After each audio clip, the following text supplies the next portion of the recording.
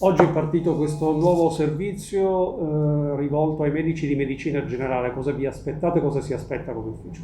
Non è l'unica novità in provincia di Catania, è partito il servizio di collegamento tra l'EUSCA, questo ufficio, e i medici di medicina generale, i quali avranno ognuno un numero di telefono dedicato a cui chiamare per ogni problematica inerente ai loro pazienti affetti da Covid. Questo servizio servirà ad accelerare le pratiche per chi deve essere liberato o quarantenato da parte dei medici di medicina generale a cui forniamo questo supporto. Nel contempo abbiamo potenziato la nostra capacità di drive. Ricordo che da lunedì il drive di Via Forcile sarà spostato al centro agroalimentare, al mercato agroalimentare di Contrada Junghetto.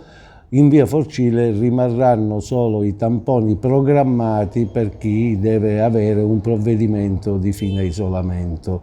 La stessa attività sta per partire a Gravina e a Mister Bianco e contiamo di rafforzare ancora questo tipo di attività che servirà ad accelerare le pratiche di guarigione dei cittadini.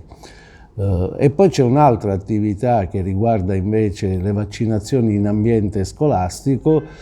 Chiedo al dirigente dell'ufficio provinciale scolastico e ai dirigenti dei plessi scolastici di contattarci e se vorranno andremo per le scuole a vaccinare i ragazzi che vorranno farlo, ovviamente dopo aver ottenuto il consenso di entrambi i genitori.